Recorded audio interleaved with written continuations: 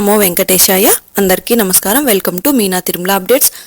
ఈరోజు ఈ వీడియోలో ప్రస్తుతం తిరుమలలో రష్ ఎలా ఉన్నది, ఇంకా ఏ దర్శనం వారికి 300 రూపాయలు, అలాగే ఎస్ఎస్టీ మరియు దివ్య దర్శనం, అలాగే ఎలాంటి దర్శనం టికెట్స్ లేని సర్వదర్శనానికి ఎంత సమయం పడుతున్నది, ఎస్ఎస్టీ టోకెన్స్ ఎక్కడ తీసుకోవాలి, ఎప్పుడు తీసుకోవాలి, ఇలాంటి విషయాల గురించి మీకు ఈ వీడియోలో తెలియజేస్తానండి. మీకు టీటీడీ వారి నుంచి ఎలాంటి సందేహం ఉన్నా కామెంట్ చేయండి. ఇక ఈరోజు దర్శనం వివరాలు తెలుసుకుందాం.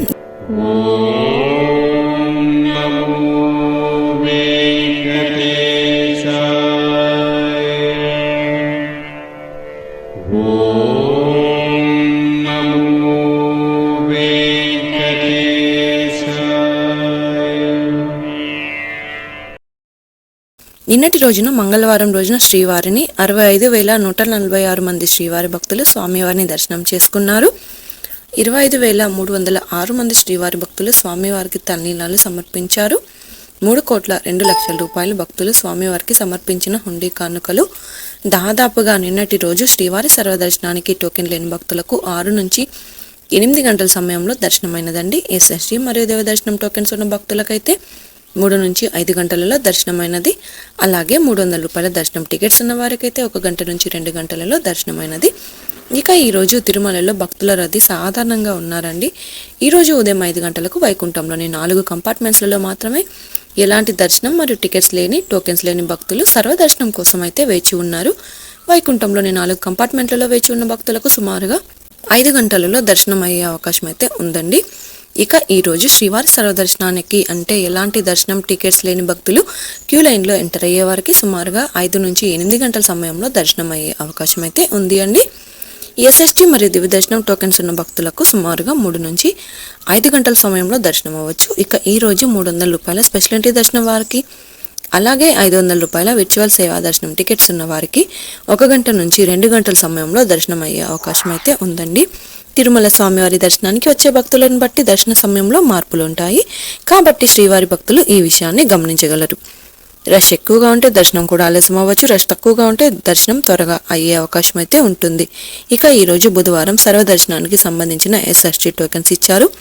టోకెన్స్ కోసం అర్ధరాత్రి నుంచి భక్తులు ఎక్కువగా ఉండడం వలన 2 గంటల నుంచి ఎస్ఎస్టీ టోకెన్స్ ఇవ్వడం అయితే స్టార్ట్ చేశారు. ఈ రోజు ఉదయం 7 గంటలకు ఈరోజు టోకెన్స్ కోటాలో ఇంకా 674 టోకెన్స్ అయితే అందుబాటులో ఉన్నాయండి. ఇక ట్రైన్లలో వచ్చే భక్తులకు అనుకూలంగా చాలా దగ్గరగా తిరుపతి రైల్వే స్టేషన్ ఎదురుగా విష్ణు నివాసంలో టోకెన్స్ అయితే తీసుకోవచ్చు.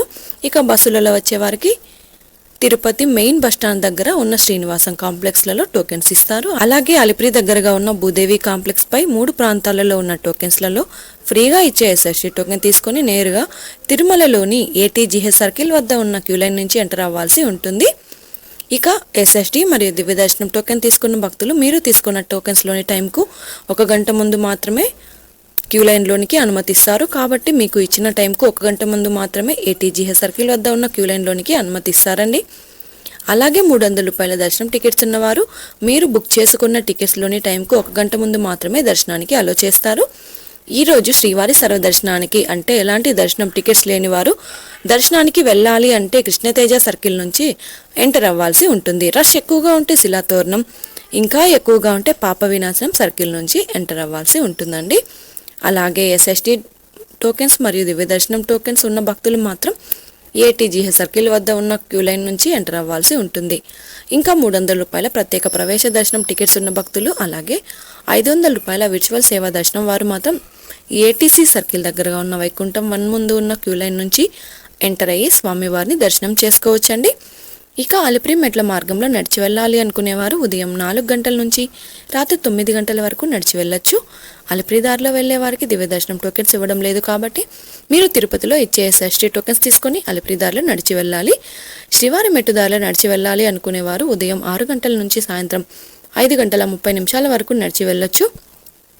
శ్రీవారి మెట్టు మార్గంలో రోజుకి 5,000 దివ్య దర్శనం టోకెన్స్ ఇస్తున్నారు.